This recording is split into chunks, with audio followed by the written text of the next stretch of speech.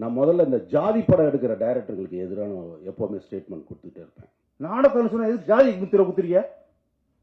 முதல்ல கோபம் வருது.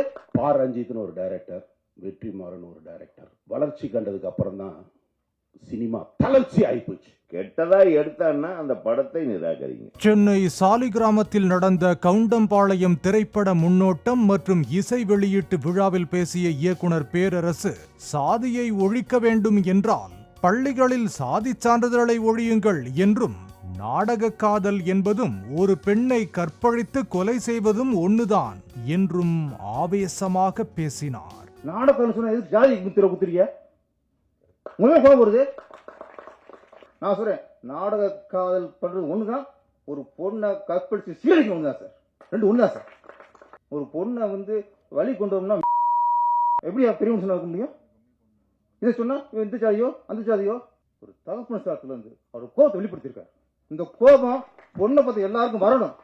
இங்க ஜாதி பாத்தீங்கன்னா மனுஷன் இல்லை. முதல்ல என்னைக்கு பள்ளிக்கூடத்தை ஜாதி சான்று இல்லாம இருக்கோ அன்னைக்கு ஜாதி ஒழியும். காவியை யாரும் தொட முடியாது, காவியின் பவர் அப்படி என்று தனது காவி துண்டை காண்பித்து பேசிய ஸ்டண்ட் மாஸ்டர் கனல் கண்ணன், நாங்கள் இதுவரைக்கும் யாரையும் சினிமாவில் நசுக்கவும் இல்லை, பிதுக்கவும் இல்லை என்றார். எல்லாருமே நசுக்கிறாங்க, பிதுக்குறாங்கன்னு சொல்லிட்டே இருக்காங்க. நாங்கள் இதுவரைக்கும் சினிமாவில் யாரும் நசுக்கவும் இல்லை, பிதுக்கவும் இல்லை. நீங்கள் பிதுக்கினால் நாங்கள் நசுக்குவோம். இதோடு இன்னும் ரொம்ப எதிர்பார்ப்பீங்க. வேணாம், நான் ஏற்கனவே 3வது கேஸ் போட்டு குண்டாஸில் போடலான்னு பிளான் பண்ணிருக்காங்க. அதுக்காக மாட்ட மாட்டேன் தம்பி, ரொம்ப உஷாராயிருக்கும். எதையோ கொண்ட பழைய படம் வெற்றி பெற வாழ்த்துக்கள். தலைவா காவி பத்திரமா இருக்கலாம். ஓகே, ஜெய் ஹிந்த், பாரத் மாதா கி ஜெய்.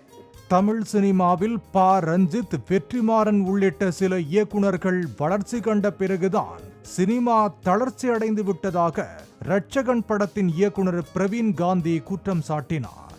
நான் முதல்ல இந்த ஜாதி படம் எடுக்கிற டைரக்டர்களுக்கு எதிரான எப்பவுமே ஸ்டேட்மெண்ட் கொடுத்துட்டே இருப்பேன். ஜாதியை சொல்லவே கூடாது, ஜாதியை பேசக்கூடாது. இங்கே யார் யார் என்னன்னு, எந்த சீட்டில் யார் உக்காந்துருக்கன்னு யாருக்குமே தெரியாது. பா ரஞ்சித்னு ஒரு டைரக்டர், வெற்றிமாறன் ஒரு டைரக்டர் வளர்ச்சி கண்டதுக்கு அப்புறம் தான் சினிமா தளர்ச்சி ஆயிப்போச்சு. சினிமா தளர்ச்சி ஆயிடுச்சு போச்சு. என் பக்கத்தில் யாருக்கான எப்படிங்க எனக்கு தெரியும்? எல்லாரும் சேர்ந்து விசில் அடிக்கிறோம். சினிமாவில் ஜாதியை சொல்பவன் சமுதாயத்தில் ஒதுக்கப்பட வேண்டியவன். என்னுடைய கொள்கை அது. சின்ன கவுண்டர் படம் வந்த போது சாதி பிரச்சனை வந்ததா என்று கேள்வி எழுப்பிய இயக்குனர் உதயகுமார், அதை எல்லோரும் கொண்டாடினார்கள் என்றும், உலகத்திலேயே உயர்ந்த சாதி சினிமா சாதிதான் என்றார்.